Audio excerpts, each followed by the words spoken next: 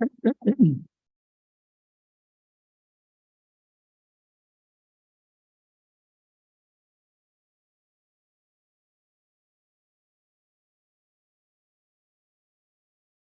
sorprendido con el tiempo. Estoy sorprendido con el paso del tiempo. ¿Hasta cuándo vas a estar? Hasta el lunes, voy el lunes. ¿Qué va a ser? Medianoche. De regreso.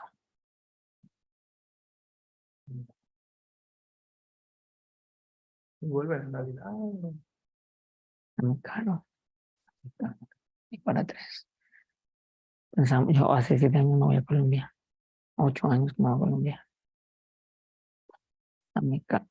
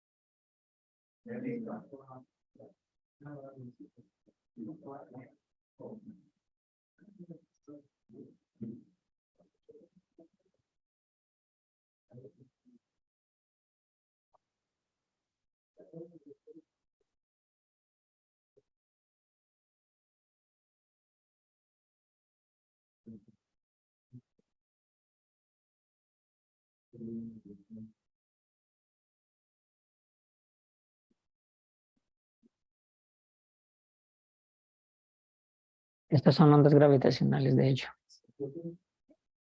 Estas son ondas gravitacionales en 3D. Y aquí abajo están, aquí abajo que no las ves bien, está el merger.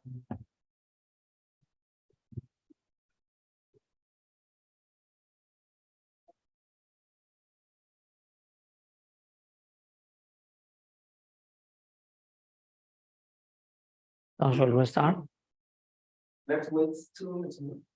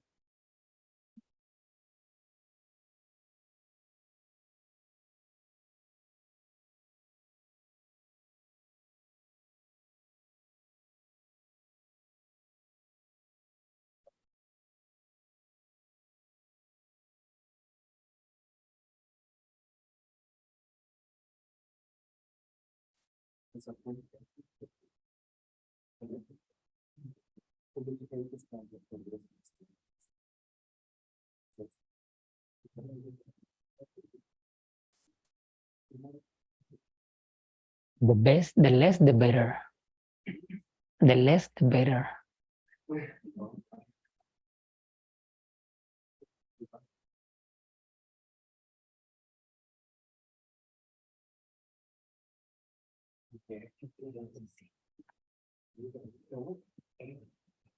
Looking wild.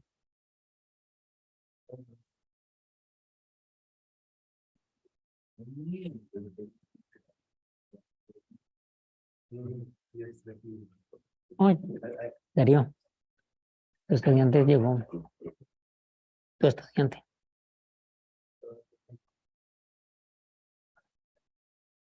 Víctor.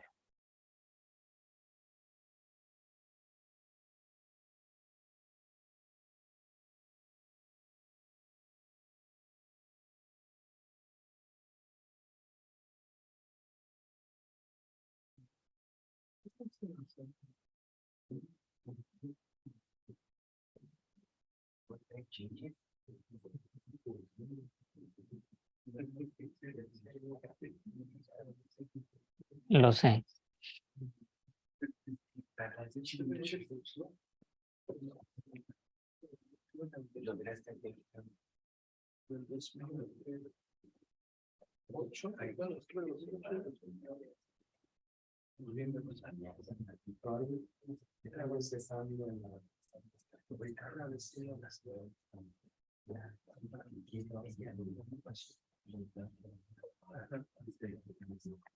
Él les propuso dos. Tenemos dos proyectos ya. Y la idea mía es conectar lo que ustedes tienen con observaciones. Hay una cosa que se llama fast rate burst. Y la idea es tratar de ver si cuando se colapsan esos objetos, ustedes muestran, a veces generan un burst de radiación electromagnética y podemos explicar esas observaciones con eso que ustedes tienen. Pero bueno, si quieres luego discutimos un poco.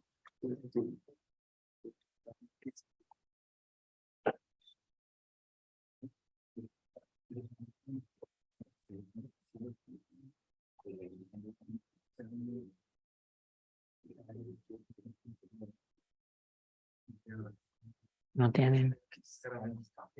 No.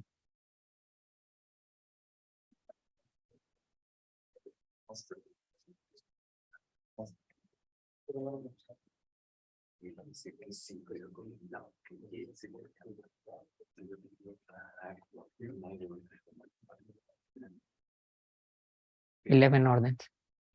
10 órdenes de magnitud más grande.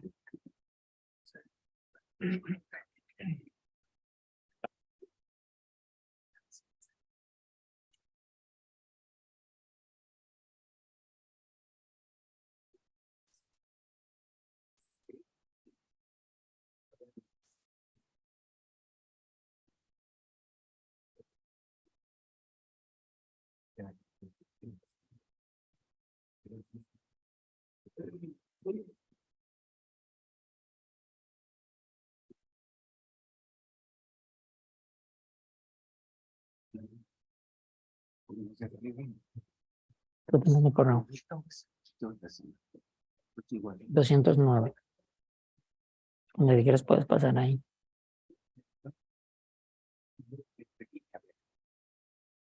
Muy bien.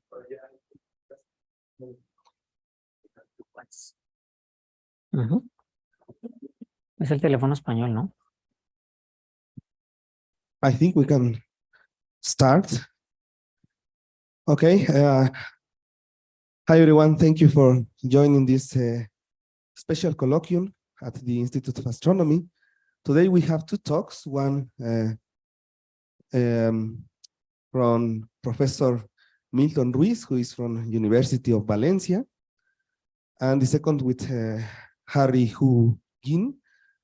We will split the colloquium with two parts, so only half hour. Sorry for that. Yeah, that's okay. So then the first talk is neutron star binary mergers has multi-messenger sources, as I told you, with Professor Milton Ruiz from University of Valencia. Actually, he did his PhD here at Nuclear Science Institute with Miguel Alcubierre. And please, Milton, go ahead. Yeah, thank you. Thank you for having me today. It's really amazing. This is, I think, the last time I gave a seminar here was something like ages ago, really ages ago. I'm really happy to be here. The university has changed so much that I'm really impressed. Anyway, so today I'm going to talk about a little bit about neutron star binary mergers. And my idea is try to connect these numerical simulations with some observations. So because I don't have a lot of time, I'm going to go really quickly. I'm not going to present details. And if you have time, you can check. This is my little propaganda. So you can check my webpage here where you can check what I'm doing. And I'll be here until Friday in the office room 209, if I recall well. So please feel free to go and talk to me. Another thing that I should mention, although I'm right now at the University of Valencia, basically the whole work that I'm going to describe here has been done in the University of Illinois at Urbana-Champaign. So I have to thank those people over there. Okay, so let me start if I can. I think I don't. Okay, now I can. So probably you have already seen this picture many times. So this is what we know about gravitational waves from the LIGO-Virgo-Kagra collaboration. And this is really nice because at the beginning, we have only electromagnetic signals in here. This is black holes. This is reddish, something like that. And we didn't know that we have a population of black holes. But now the population of black holes that we describe, what we find with gravitational waves, goes from 20 solar masses up to 50. And what we are seeing is just the merger of these objects. This is something that we don't know. We didn't know until we detect gravitational waves. Another nice thing about these observations is that we now have an idea of what is happening with the equation of state. We have new insights about the equation of state that describe Newton stars. And I'm saying, well, insights because we don't really know about the equation of state.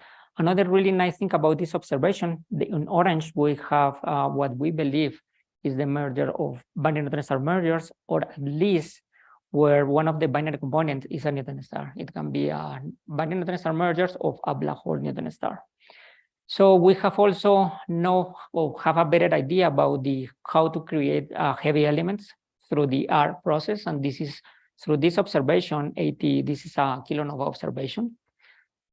We now link binary neutron star mergers or black hole neutron star mergers with short gamma ray bursts through this observation, GW 170817, and this is the short gamma ray burst. And now we have so many observations that now people are thinking about what is the new physics that we can do. For example, this observation, GW 190521, it has been classified as a binary, as a black hole binary. But some people actually create boson stars and do the merger, get the gravitational wave, and compare this gravitational wave with this observation. And they found that actually that merger of boson stars are pretty similar to this observation. So people believe that either can be a binary black hole merger, or also can be the merger of a star that are or dark matter stars. So once again, we have so many physics that now we can do thanks to gravitational wave observations. But now we have some questions that we want to address. Even that we have so many observations, there are a few questions that we can now address right now. And I divide these questions basically in two parts, in two groups, through multi-messenger astronomy. And the question that we want to address there is, what are the mechanisms that power short gamma ray bursts, essentially jets, that we already see in, for example, in GW 170817. And the question that we want to address is, what is the black hole, or if it is really needed a black hole horizon to produce a jet? There are some people, I have some works doing with regular spacetimes. Essentially, we take a star with a weird equation of state, we produce something that is called ergo regions. Essentially, we have a star, and that contains an ergo region. Like in Kerr, if you imagine the black hole in Kerr that has an ergo region, but the ergo region is inside the Newton star. And we are checking if actually we can produce a jet. And we found that actually that is not the case. We need a black hole. This is something that I was discussing today with Dario. And now, another question that we have is, what happens when you change the topology of the view field? So there are so many observations now, satellites, saying, checking what is the magnetic field of Newton stars. And the topology is really, really complicated. So people are using models where we have only toroidal or poloidal view fields.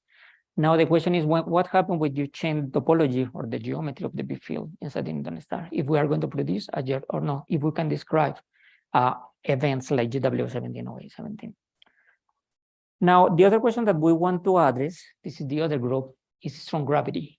Essentially, it comes from this when we have dark matter stars. If we have really ultra compact objects, that we can produce the gravitational waves that mimic binary black holes. In particular, if you take the equation of state, weird equation of state that describes Newton stars, and then we can get new insights about the equation of state. This is something that we don't know. Now, there is something that we know from observation of the gravitational waves that is called the mass gap. We don't know if this is Newton star or if black holes. And then the question is, if we get in this regime using this ultra compact object, we can distinguish somehow these binaries. So once again, because I don't have a lot of time, I'm going to just focus in this part in the multi-messenger astronomy. And what I want to try to describe is how to explain GW17 or A17. My idea is that now that we are doing numerical relativity, we don't want just do numerics. We have observations, and now we want to have this numerical simulation to tell us something about the observations. So in here, I'm just listing a few events of what we know about gravitational wave with electromagnetic counterparts. For example, GW17, this is really famous once again. And we have so many electromagnetic counterparts, in particular the short gamma ray burst 17OA17. This is classified as a binary Newton stars. But as I said, the classification only comes because of the mass of the objects. But this can be also a black hole Newton star merger. There is another one that is a really heavy binary Newton star merger, GW190425, and there has been also electromagnetic counterpart, but the only problem with this one is that only one satellite observed this gamma ray burst. So we are not sure actually if this is really linked to this observation or not. And there are many other observations of black hole Newton stars, binary Newton stars, and with 04, we are observing so many compact binary mergers. In particular, as far as I know, this is classified. I'm not part of LIGO of Virgo collaboration, but I know that there has been at least 5 events from binary Newton star mergers. Okay, moving forward, this is not really weird that now binary Newton star mergers are linked to jets or short gamma ray bursts.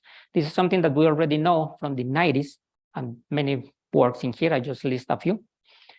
And these people, what they found is that because the lifetime of the accretion disk produced by the merger of these objects is related with the, you can't relate the lifetime of the accretion disk with the lifetime of short gamma ray bursts. They suggest that this can be the case that describe, or this can be the progenitor of short gamma ray bursts. But now that we once again have numerics, we have some numerical simulations. Now we have these observations.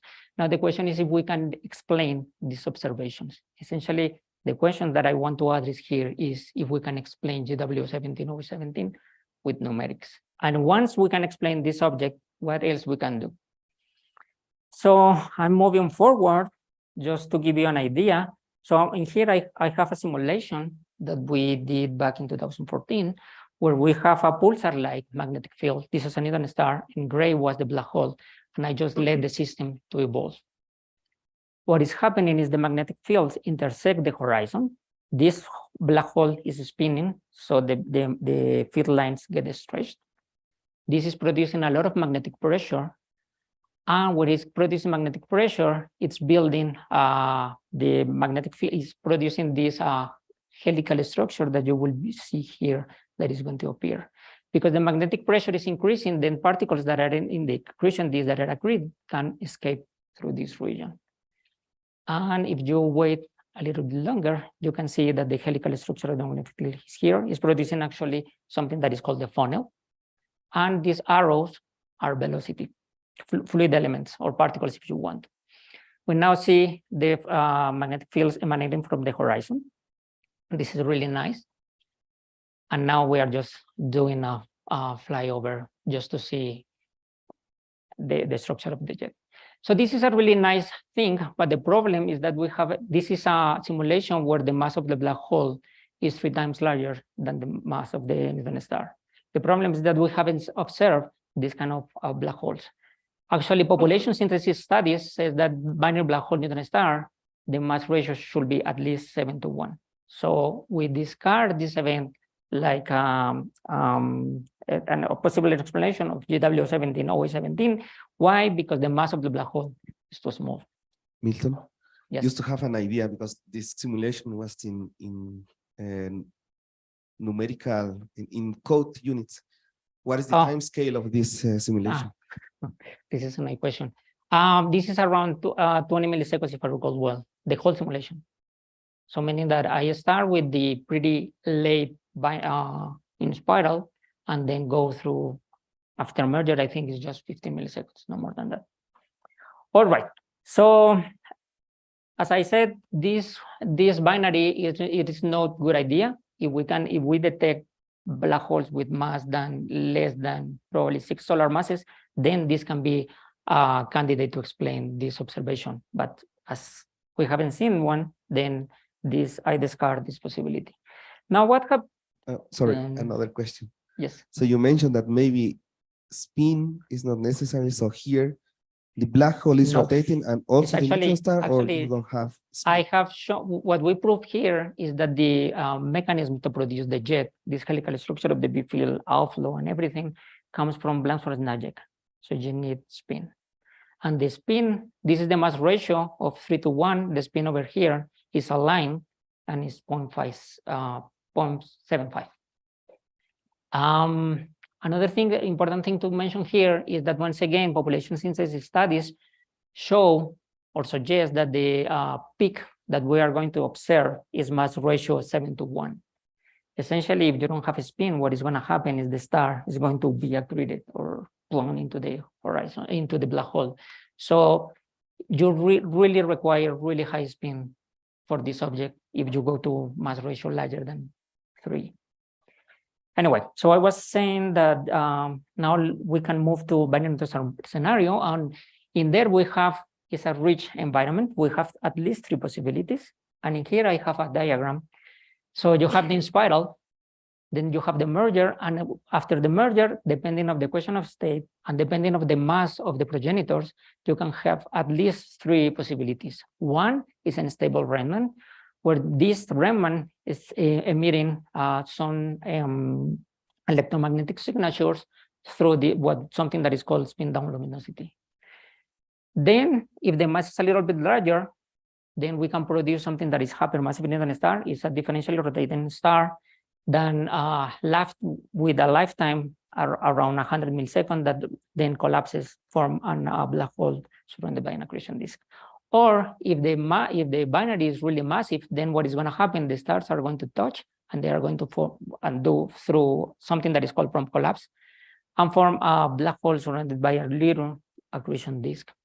Now, what's going to happen here? So let me go through this scenario where we have an unstable remnant.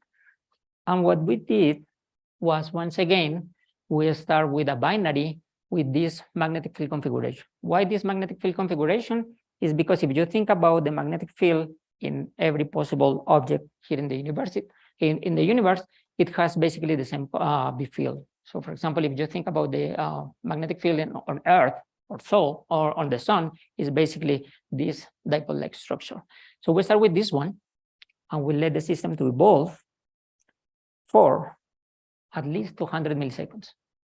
So we have magnetic field, and as you can see here, the system goes through merger and produce an unstable remnant that is over here. So what is happening is there are so many magnetic instabilities that produce an spherical, quasi-spherical object here surrounded by this accretion disk. So this is nice. We have a B-field collimation, and then people like Dario today, he was saying that maybe this is a jet. So we have an outflow, but the Lorentz factor in the outflow is between 1.01 and 1.03. This one cannot explain short gamma ray bursts. A short gamma ray bursts require typically more than a value of a Lorentz factor of 40, 50, something like that. Another nice thing, well, let me just go through this one. Also, the pulsar luminosity, the luminosity of this object, and this is something that we have observed, is 10 to the 43 erg per second. Typically, short gamma ray bursts require 10 to the 51, 10 to the 52 erg per second. So this is no good idea because of the, oh, there is another thing that I want to say. There is also, we compute also this ratio. This is essentially V squared over 2 over rest mass density. And this quantity can be related to the Lorentz factor, terminal Lorentz factor in here in the funnel. But once again, because this ratio is so small, this is a log scale. This one is around 1, like in here. So we don't expect that this system can describe short gamma ray bursts. Why? Because we require something, a gamma larger than at least 40.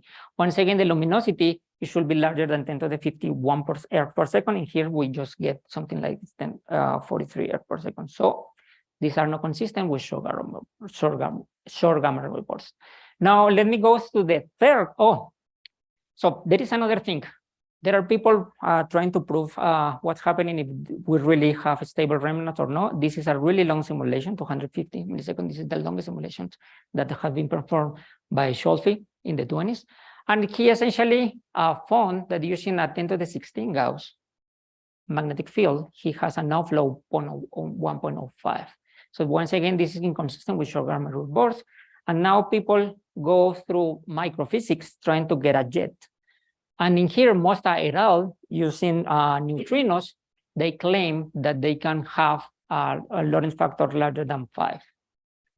The thing is that they do the binary pure hydro during the spiral, during the merger, they put the magnetic field in and then get this really nice magnetic field collimation.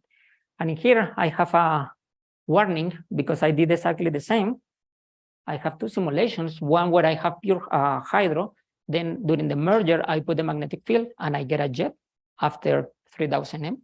This is something like 5 milliseconds.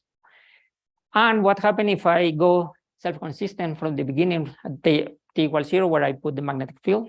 Essentially what is happening after also, I don't know, more than 40 milliseconds, I don't see any helical structure of the magnetic field that I'm having here. So what I'm trying to say is because this simulation, the previous simulation, is not self-consistent with the magnetic field, then we are not sure if actually this is the case, if actually neutrinos are going to help or not.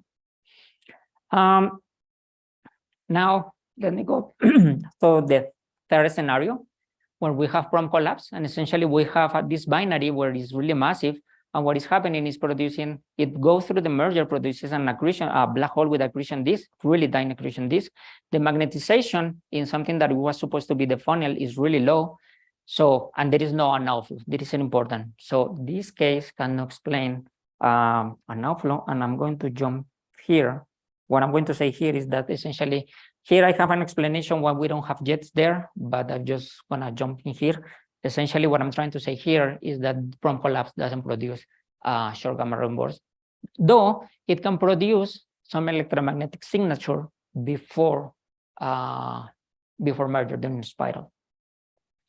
All right, now let me go through the delay collapse. This is the really nice scenario, and there is a work by Resola et al. In 2011, where he, using only pure magnetic field inside the star, they collapses, and what he found is that it's an ordered polarized B field.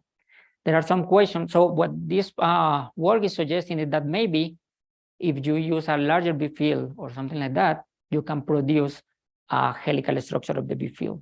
There are some problems with this simulation that people don't believe that this is actually producing some numerical error, and this is not just because you need to do some high resolution. There is no convergence studies here. Essentially, what we are using is MHD simulations, and you know that MHD, the magnetic field should be fixed with the fluid elements. And what is happening here during the merger, the star should remain before merger as a spherical star, and in here, the B field structure has changed so much that people don't believe that these simulations are right. But it doesn't matter if you change the resolution or not. This is no resolution study. There is no convergence study. This is just because something is weird here, something is happening here, and what we discovered is actually that is a gauge that is producing spurious magnetic field inside the neutron star. And then TOG, essentially Shibata's group with really high resolution. This simulation here used 250 or 80 meters. This simulation used 15 meters. And it produced, and what he showed is that essentially we don't see this order poloidal B field. So using the idea from these guys, we did essentially the same. We take the initial data from Red Sola, and we did the simulation. The difference with what we did with Red Sola is that we use a poloidal B field that extends from the interior to the exterior, and we just let the simulation to evolve. So in here we have the merger, and once again the fluid element, the magnetic fields are attached to the fluid element. So you see that this is producing a toroidal B field. This is what is called the winding. And then essentially, and then after some point, the star collapses. In here, for visualization purposes, I just remove the field lines. And you can see the really nice oscillation of the hypermassive neutron star. This is the part that produces the gravitational waves after merger. Now, I'm going to put back, once again, this, I remove just these field lines for visualization purposes, but now I'm putting back my field lines. And I just let the simulation continue. And as you can see here, there is a lot of material flying over. Now there is accretion, magnetized accretion, essentially poloidal flux. And what is happening, the poloidal flux is producing magnetic pressure. And now you can see that we have formed this really nice helical structure. Once again, we have the field lines emanating from the horizon. We have an outflow. That's another important thing here. All right, so this is really nice. The question is, can we explain now short gamma ray bursts with the simulations? So we take a lifetime of the accretion disk, that essentially is M disk, the mass of the disk divided by the accretion is 0.1 second. So it's consistent with short gamma ray bursts. The magnetization, recall that this ratio that I'm plotting here is related with the terminal Lorentz factor, and we have values of 100. This is a log scale once again, and we have a value of 100. I told you that short gamma ray bursts should have at least 40. We have 100. This ratio is 100. So we expect that particles that get in the funnel can be accelerated to a Lorentz factor of around 100, which is consistent with the simulation. Now the question is what is the mechanism that is explaining this jet? And once again, Alejandro already asked this one, and the explanation is Blandford-Snellick. So we have proved not just that the luminosity, and the simulations give us a luminosity of 10 to the 50 and 51.5 x per second, which is consistent with this Blandford-Snellick. And we checked several things that explain that, or we can prove that the Blandford-Snellick effect is taking place in our simulation. So this really nice simulation and this really nice simulation can explain short gamma ray bursts. So what I'm saying, in other words, is that binary tensor merger can be the progenitor of short gamma ray bursts. This is nice. Now we have some simulations that can prove that, but what else we can do with these simulations? And now this is the really nice part where numerics pay off. So I showed you at the beginning that we have something that is called supramassive when we have a stable remnant. This one doesn't produce a jet. We have the prompt collapse that doesn't produce the jet, but this one, what I call delayed collapse, where we have this hypermassive neutron star that eventually collapses to a black hole, produces a jet. And we know that GW17OA17, that is classified once again as a binary neutron star merger, produces a jet. So now the question is, we can use our simulations to predict something about this. So essentially, this supermassive case is a configuration that lives in this region over here, where we have only a spherical star, the TOB, and the Kepler limit. So all the configurations supermassive are in here. The prompt collapse, this is the threshold value for prompt collapse. If you increase the mass of the hypermassive neutron star, it's going to collapse. And all the configurations here are stable only if you have a remnant that is differentially rotating. But because you have a magnetic field that is producing magnetic viscosity, what is happening is at some point is producing magnetic viscosity and is triggering the collapse. All right. So now what we can do here. So what we can do is take this, so the mass of the GW17A is 2.74 solar masses.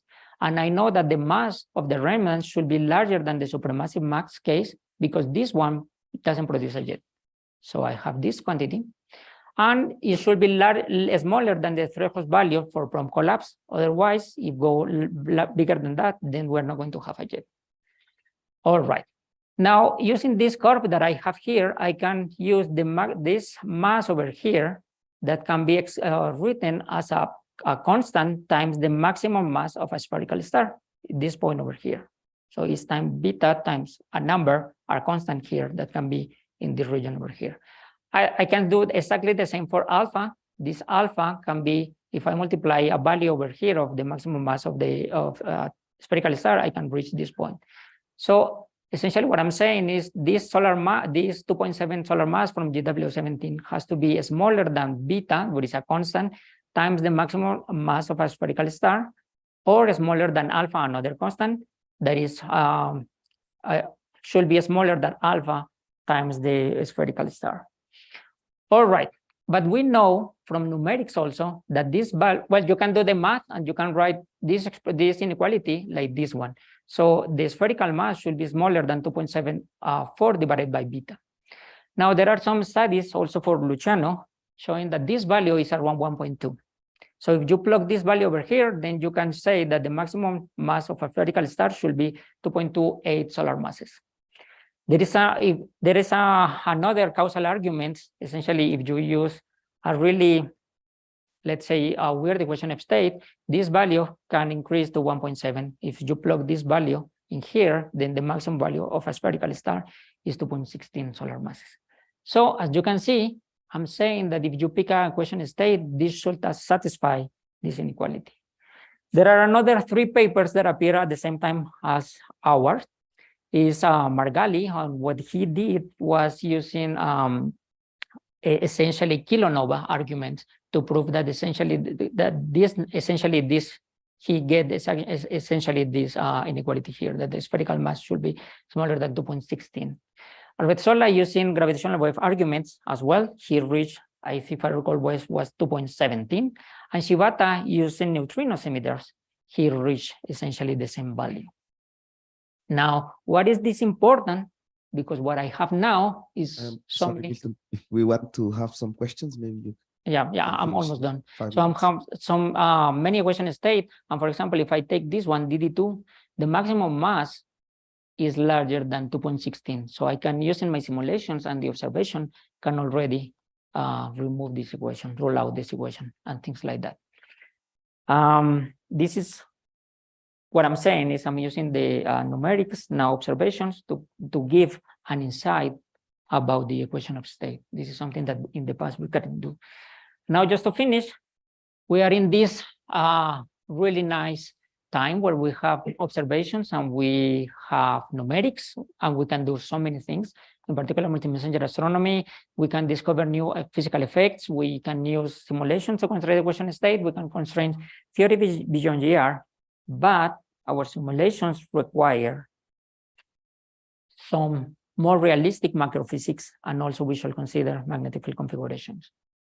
And with this, I hope that you get the message that we are now doing. Thank you very much.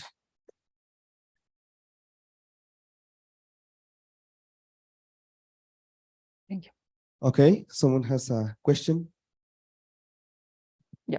Ivan, please use the microphone. Thank you for your talk.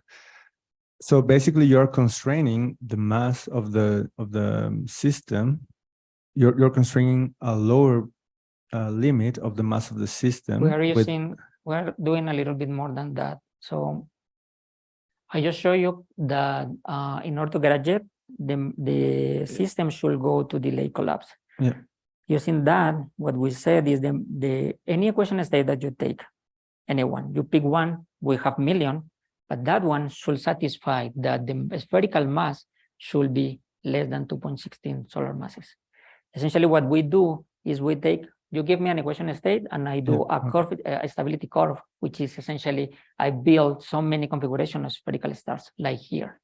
This is a TOB configuration, and I pick all these configurations are sphericals. Yeah, And okay. now that I have a lower limit, yes, of the maximum spherical mass, I can say this one is not invalid because it's larger than 2.16. Yeah, okay. If I go here, it maybe this one is okay. I'm not saying that we can know, now we rule out, I don't know, we have 10 million of equation of state, we roll out probably 5 million, but still we have a bunch of equation of state. So we can use more GW 1708, 17 like events to constrain more the equation of state. Even nicer now are helping us to constrain the equation of state through electromagnetic observations. Okay, thank you. And isn't this beta value constrained with, or maybe isn't beta determined with different equations of state? This Like, is is it valid. basically- The number that I put is valid for any equation of state you give me. Yeah, but I think you're using beta equal to 1.12. Oh, something yeah, like that. that's what that. This is a nice question. So this one, so many numerical simulations are using these values actually. Actually, this one. But if you use causal arguments, then you can increase this value to 1.7, and this is the number that we obtain. But this is using causal arguments. If you don't want to use causal argument, but you use all the numerical simulation, for example, Retsola has many papers in the direction, you can say that the value is 2.28 solar masses. But using this argument, even you come here, and then even you can rule out this equation of state. This is close to 2.4. Okay. Thank you. So Thank you. Yeah. Someone wants to ask something here? Well, we have some comments in the chat. Maybe I saw Guillermo Garcia. Do you like to speak up? Or?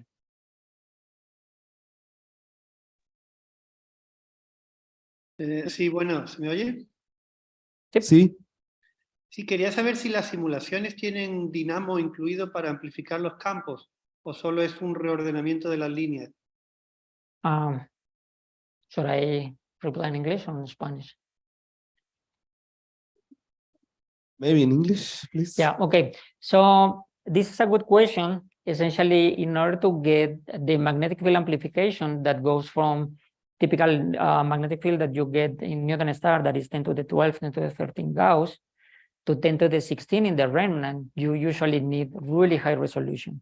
And this is some work that Shibata that I show here.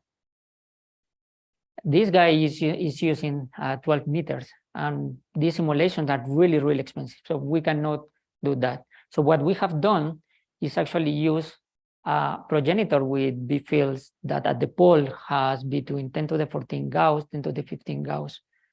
So we can somehow, with the simulation that we have, create the magnetic field amplification, but we don't use, we can, I mean, with the resolution that we have, we see some magnetic field amplification, but we don't have dynamos here. So, yeah. Thank you very much.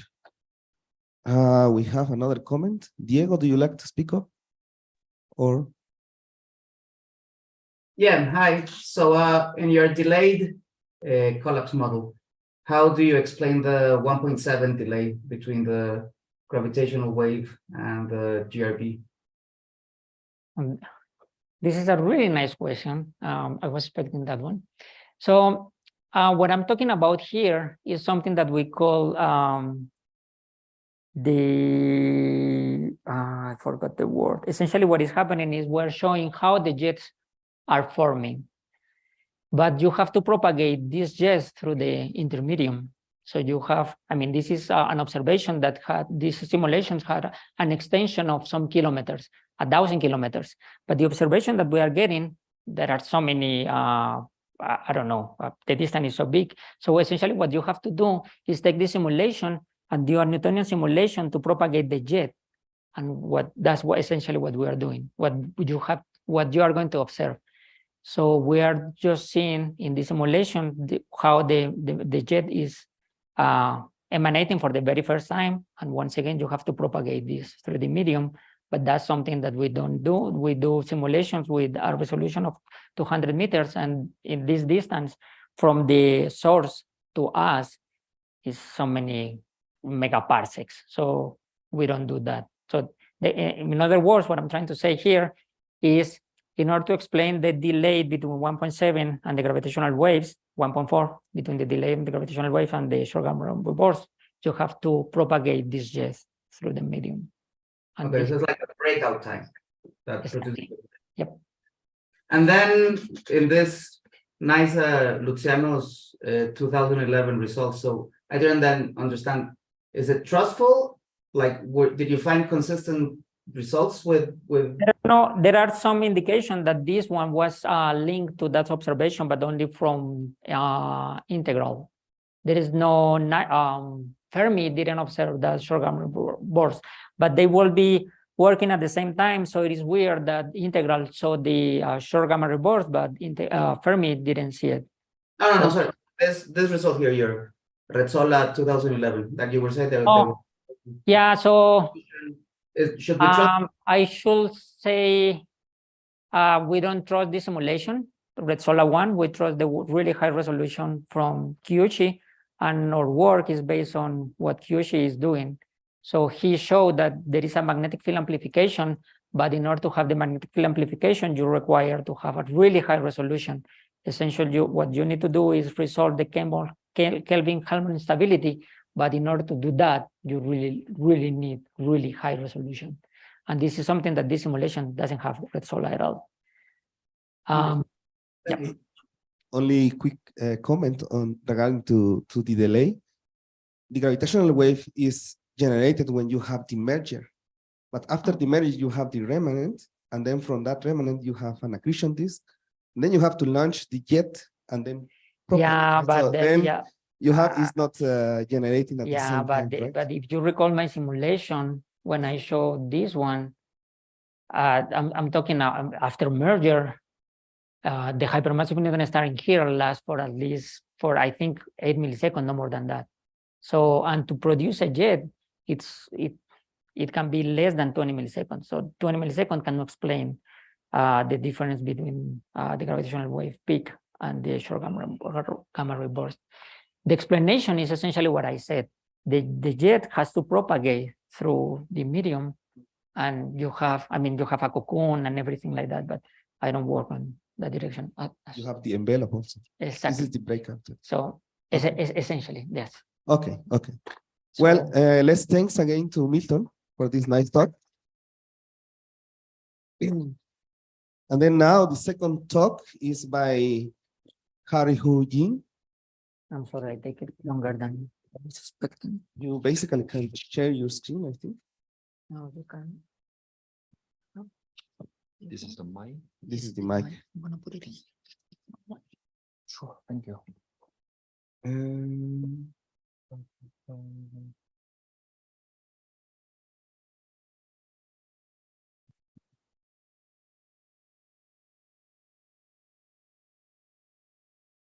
Perfect. Thank you very much. Use this. To the middle. No, I didn't know. I just used these ones as a pointer. It's only Okay. pointer, I think. Okay, Harry will talk about, well, Harry is a PhD student from Goethe University in Frankfurt. Actually, he is a PhD student from Professor Luciano Rezzolla, and we'll talk about novel neutrino microphysics library. Please, Harry.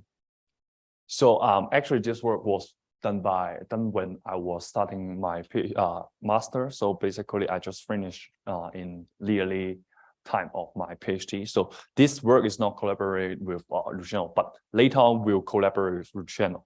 So hello everyone, I'm Harry. So today I will talk about a novel neutrino microphysics library we have, and we will talk about beyond conventional neutrino microphysics in radiation transfer in astrophysical simulations that Milton probably will mention that microphysics has to be enhanced, and also magnetic field has to be enhanced in the community of the astrophysical simulation. So here we actually know for fundamental forces in astrophysical simulation. Let's say I use two different examples BNS and Kirchhoff superover. Actually, it couples with gravity. This is the gravity spectrum, and this is the time series of a gravitational wave of bineutron star. And actually, in bineutron star or Kirchhoff superover, you also have coupled to strong interaction and weak interaction, and of course the electron dynamics. Those things are extremely hard to solve because they are fully coupled together.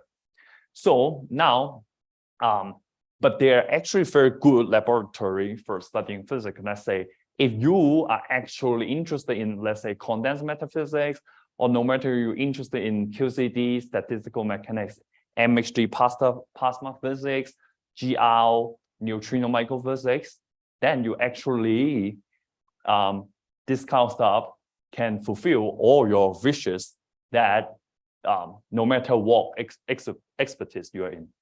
So now today, I will mainly focus on the radiation hydrodynamics and neutrino microphysics in numerical simulation. So why we need radiation transport and corresponding interactions in our astrophysical simulations. Let's say in Kirchhoff superover, I use the acronym CCSNE, and Kirchhoff superover, neutrino is basically the criminal for the successful Kirchhoff superover, and it converts like even more, almost 99% of the gravitational energy into neutrino energy, and then it will enhance the revival of the shocks and also cooling compression of a proto-neutron star after formed by the core bonds, and also hitting neutrino-driven turbulence of the gravitational matter to lead to a successful Kirchhoff superover.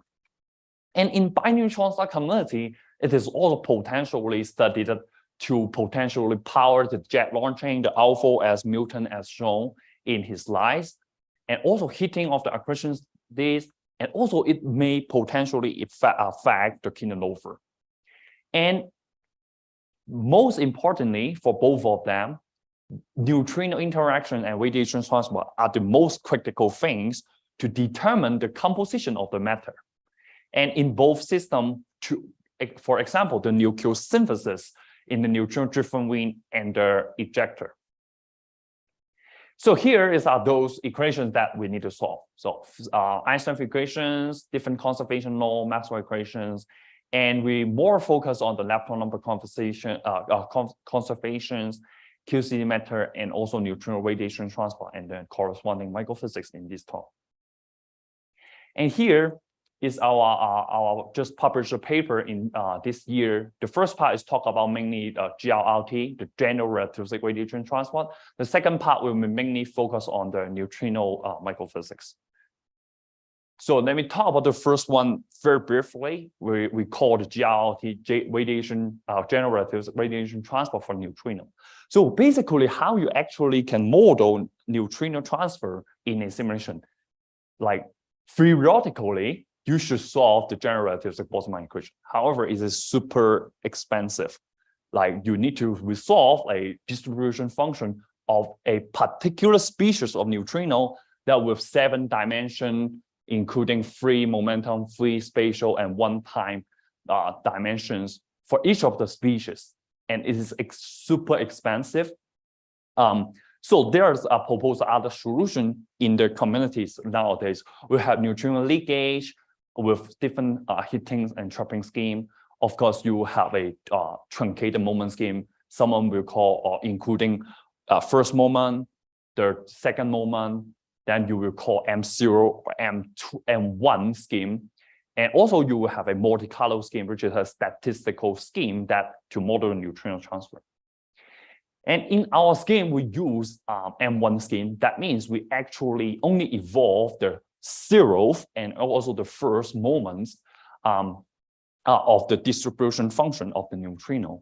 Then today I will not go through so much details of the equations that are proposed in the M1 schemes, but this is our M1 schemes is actual spectral, which means it's energy dependent. We take the neutrino distribution as a function of the energy of the neutrino, that different kinds of energy of neutrino will have different diffusion speed and different effects coupled to the neutrino microphysics. This is T mu nu, which is the energy momentum tensor of the neutrino, which is for particular one energy. So we will call monochromic energy momentum tensor.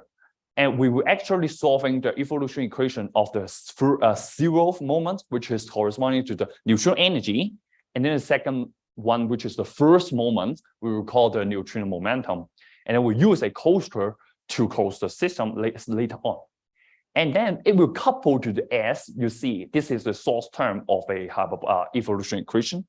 The S, which will consider a lot of, let's say, emission, absorption, elastic scattering, the inelastic scattering, the pair processes of the neutrinos interaction.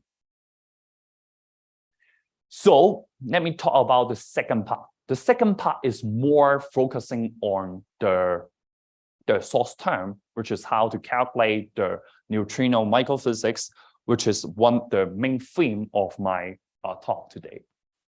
So how actually I calculate those things? Let me talk about some brief history of the advancement of the neutrino microphysics first.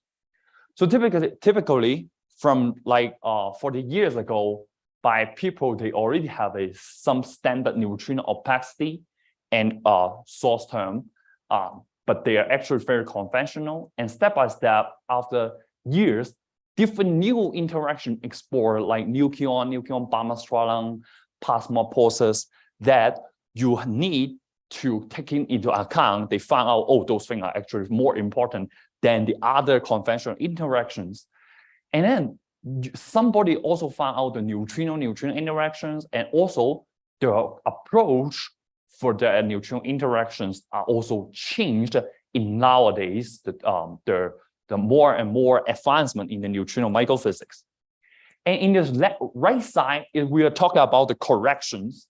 So because the correction people taking into account, you need to take into account the EM correction, the strong QCD correction, which is the EOS dependency to the opacity. So different kinds of progress also done by, let's say, Horowitz, Sanjay Reddy. They have a lot of weak corrections, strong corrections to modify different kinds of opacity such that we can come to a much more realistic neutrino interaction. So let me talk about very typically a neutrino source term, how is actually calculated. First, we start from some undergraduate stuff that we have a electron-wave theory, have a Lagrangian density that with the leptonic current, nucleonic current, that first we use Feynman's path integrals to get a scattering matrix. And we only take the lowest order of Feynman diagram. Why? Because all the astrophysical system is actually in a so-called low energy regime for neutrino, because we only use MeV. Those energy regime is actually much lower than the rest mass of the W set bosons that they're in a GeV regime. So we can only use the lowest order Feynman diagrams, or the one more order of Feynman diagram, such that we can consider almost more than 99% of the contribution. So we get the matrix elements, and then we use a Cauchy-matrix to do the spin, final spin averaged spin matrix elements. And then we will, so is it those things easy to compute? So the answer is actually no, because for each of the interaction, there are lots of coupled terms when you consider different kind of phase space integral, phase space contribution, angular dependency of different kinds of particles.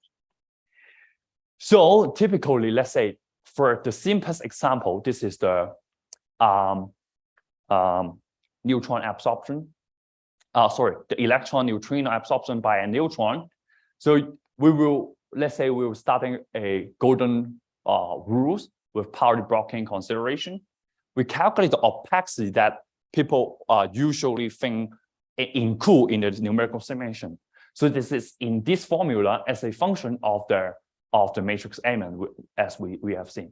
So if you think that, the matrix element is too complicated, as I showed before, people conventionally will say, oh, now we can simplify it with elastic approximation, that means using a no momentum transfer between nucleons and dropped out a lot of the corrections and the accuracy that's come out from these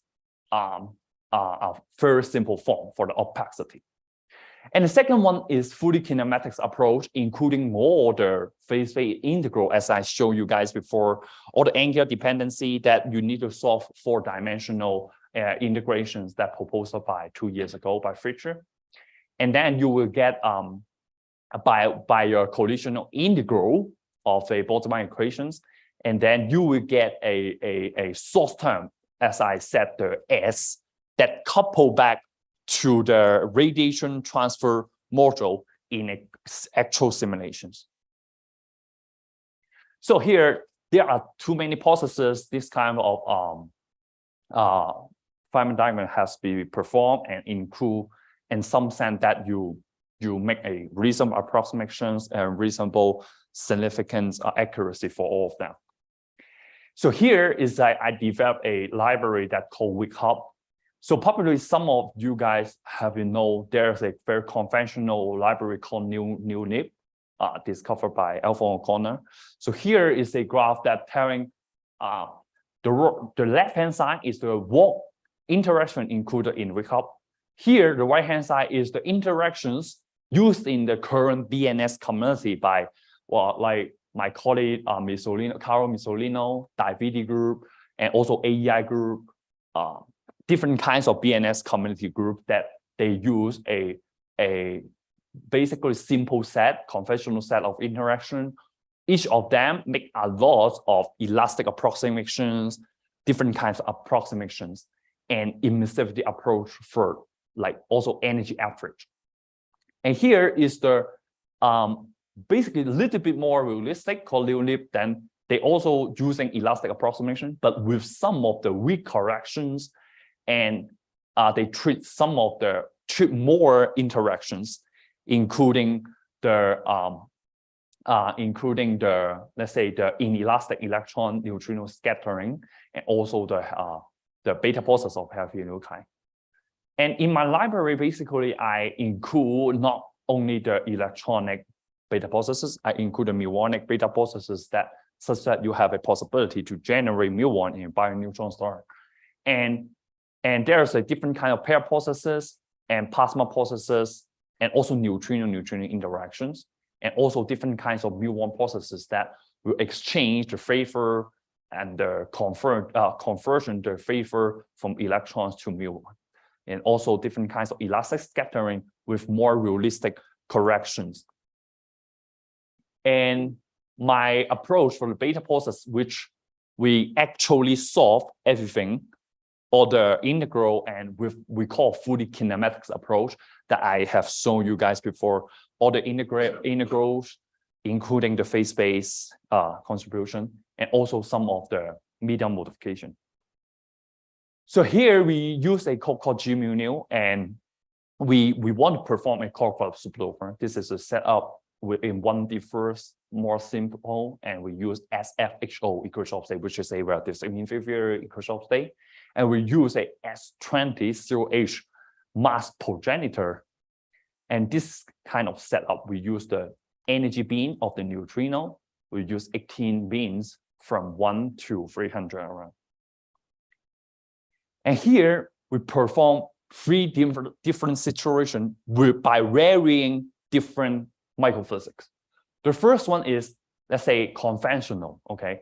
Just not so much interaction, and all of the opacity are actually conventional, that elastic, no medium modifications, this kind of stuff.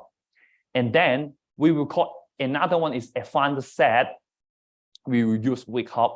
We use fully kinematics approach, which including all the phase-space contribution and integrals to the beta process, and add up and some of the pair process, very important pair process like electron positron pair process and nucleon Balmer spiraling, we use the kernel form to account for the the Pauli blocking. The last one we will use actually 3 more pair processes to see what they're supposed to come out. So here is our results that we actually show. So basically the dash dot line we will call the conventional set. The dash line is advanced set 1, and then the solid line is advanced set 2. So basically we found out advanced set 1, the kernel, we use the more realistic form of the pair processes that is already will have 20% higher luminosity, neutrino luminosity in the heavy lepton neutrino.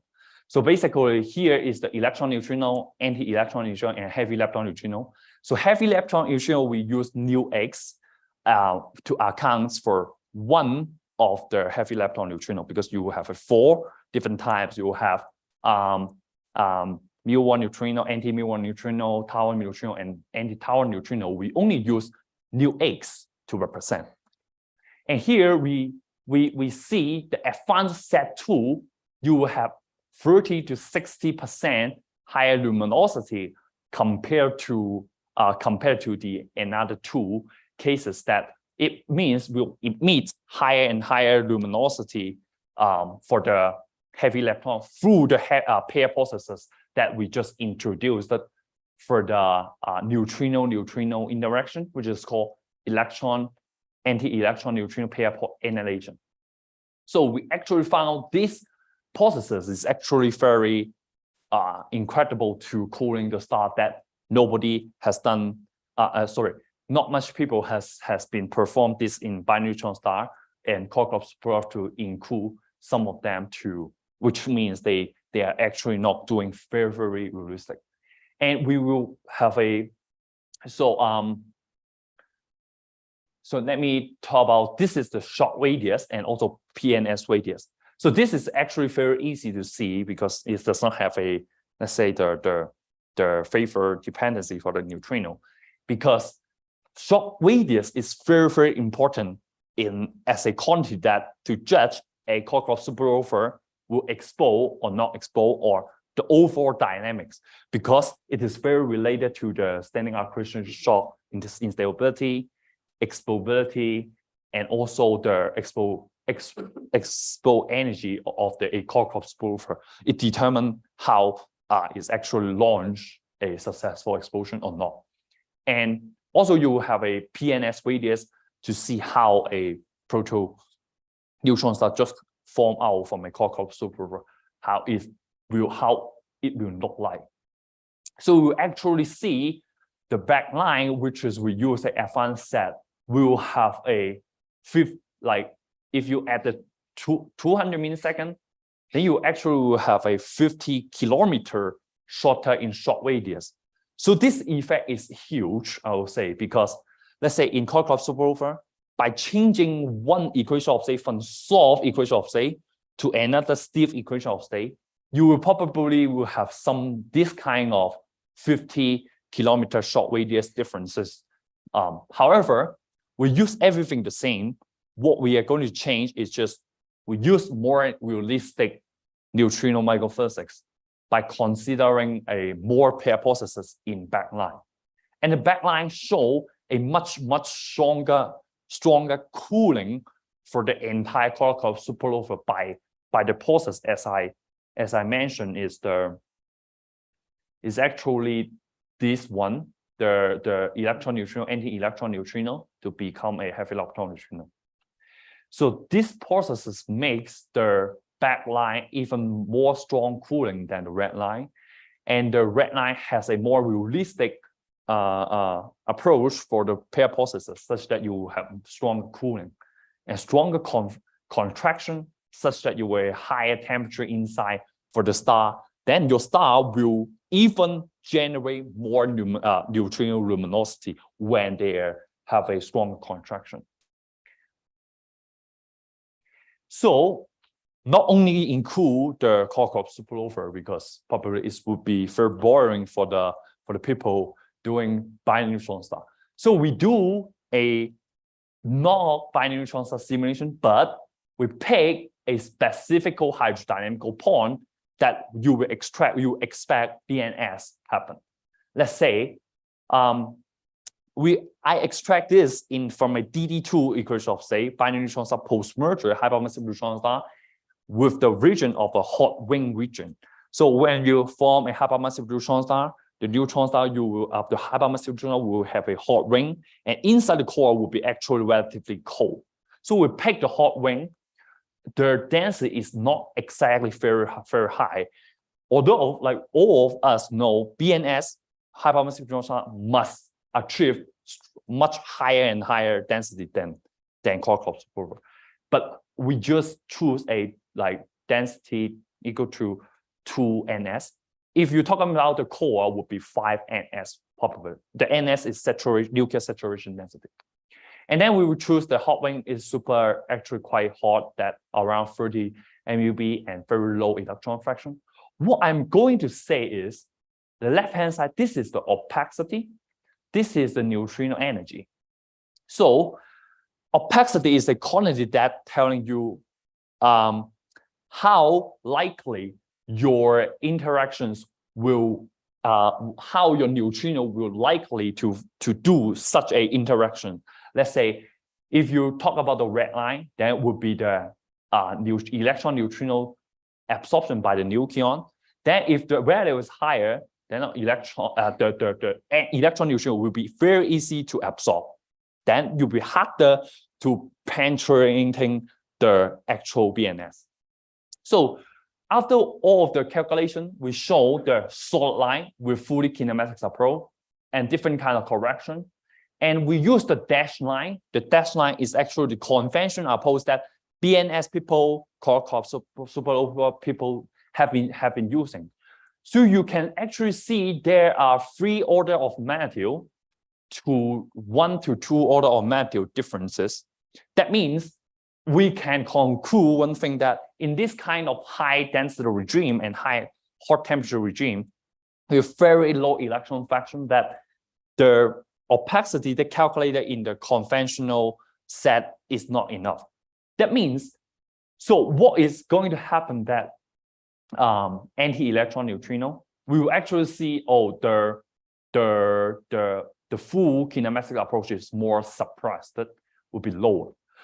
So if you increase the opacity of the electron neutrino, decrease the opacity of the anti-electron neutrino, that means your electron fraction will be pumped up, will be expected to pump up, because now the system is telling you you are easier to absorb an electron neutrino. However, it's very harder to absorb an anti-electron neutrino.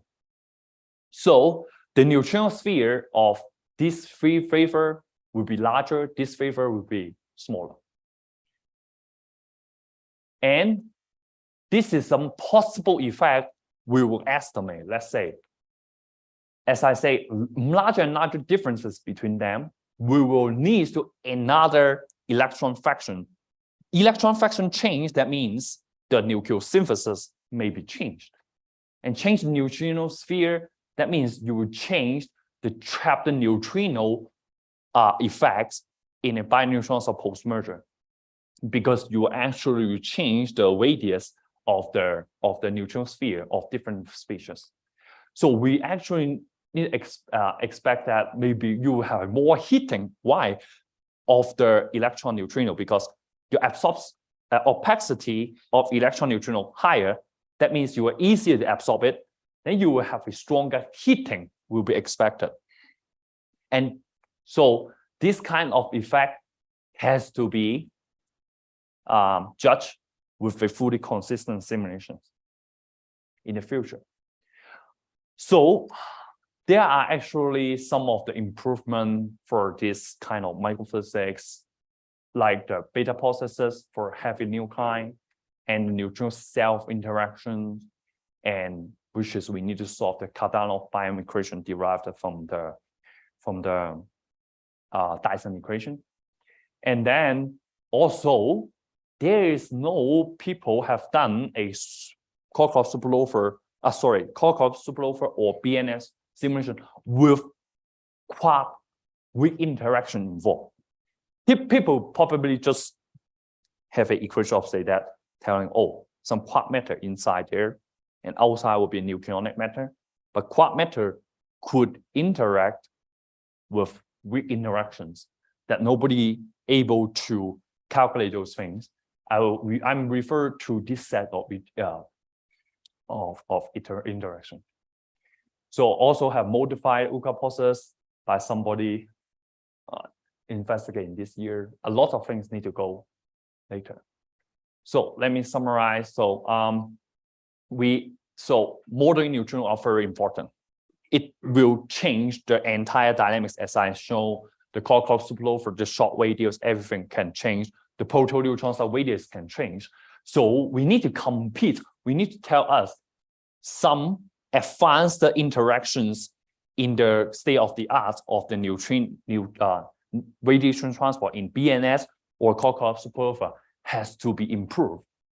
And they will need to different neutrino energy, luminosity, different dynamics, and probably we'll see more different nucleosynthesis that change the solar abundances that we have already analyzed for the BNS and core clock superflow.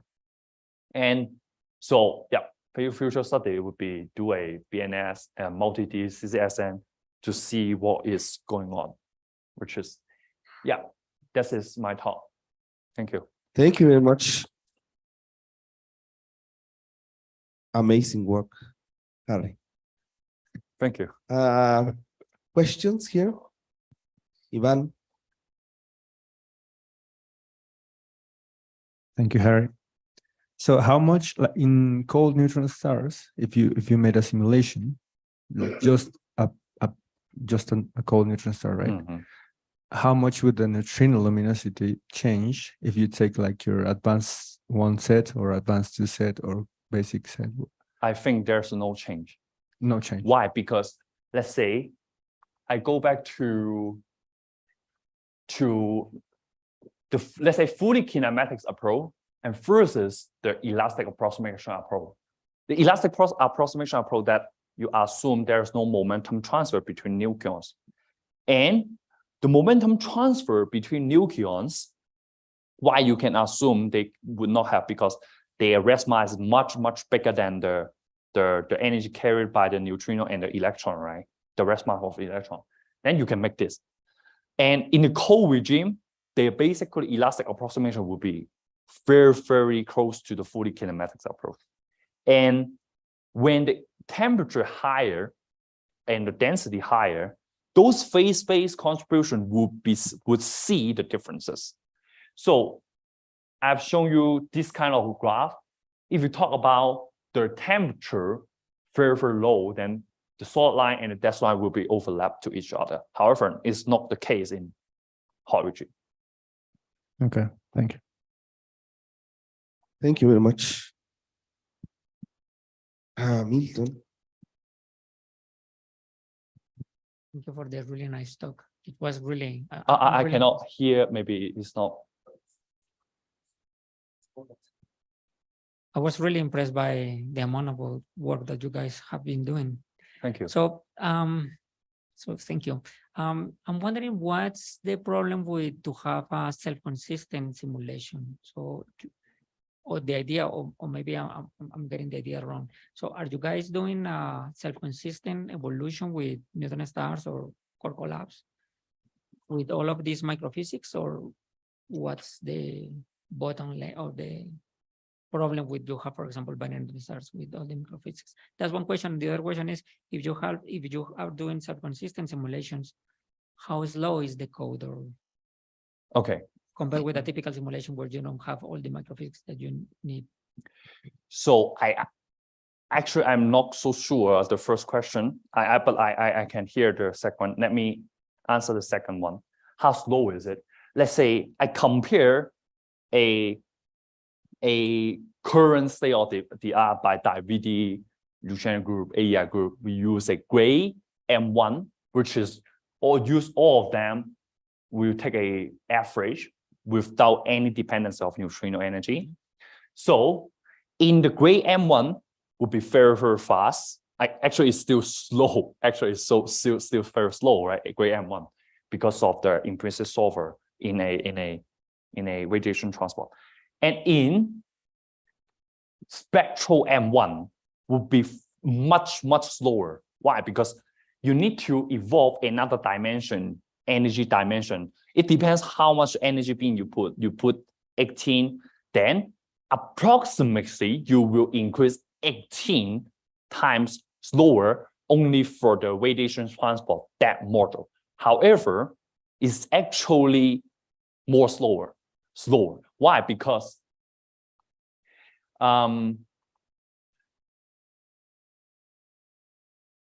this kind of source term, they're very stiff, right? When you do a radiation transport, you have to overcome a problem, the stiff source term problem. You need to use IMAX. You need to use implicit solver. And the typical M1, gray M1, your implicit solver, you need to invert a Jacobian. That Jacobian would be 4 by 4 if in gray M1, the dimension would be. Then you do a 4 by 4 multi-D Newton represents, then you solve the equation. However, when you see this kind of interactions,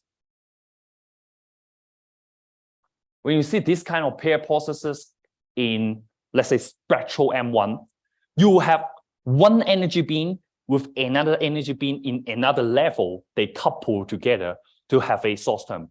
That means you need to call your source term, the Jacobian could be 4 plus number of energy beam, 18 times 4 plus another the dimension of energy beam. That would be 20 something by 20 something. Then you also need to, if some interaction, then you see, oh, here have some neutrino species and another neutrino species, they are coupled together. Then you need to account for the species dependent for the Jacobian. Then you need to solve a 30 by 30 Jacobian, which just makes the simulation very, very slow. This is. However, if we talk about, oh, how about we grade everything? We can take energy average for most of them. It is also a good way to do it and put in gray M1. However, you lose some information. Thank you very much. I think the first question was if you are solving these M1 equations together with the space-time and matter. Yes, we solve everything together, except magnetic field, because we are doing 1D, right? No magnetic field, yes.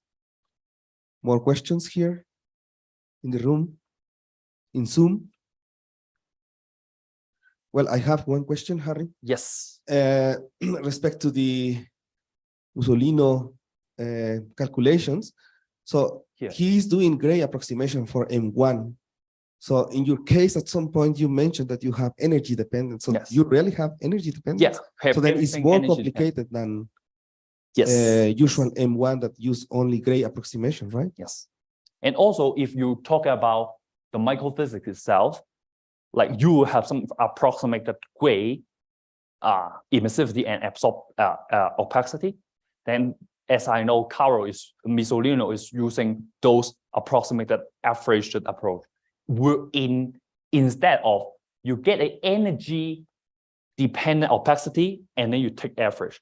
So actually two different, and also the M1 are also different. More questions? Well, I have one quick. Yes. Which formulation are you using for the space-time?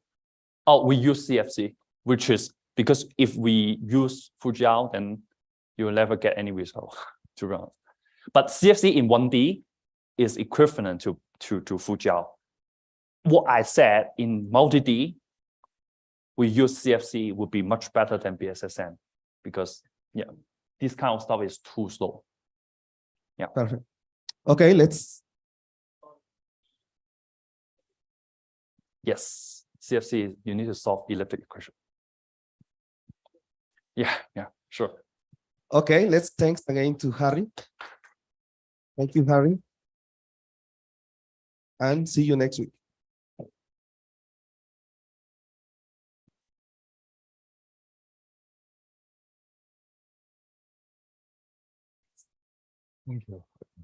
Thank you. I'm so nervous. like do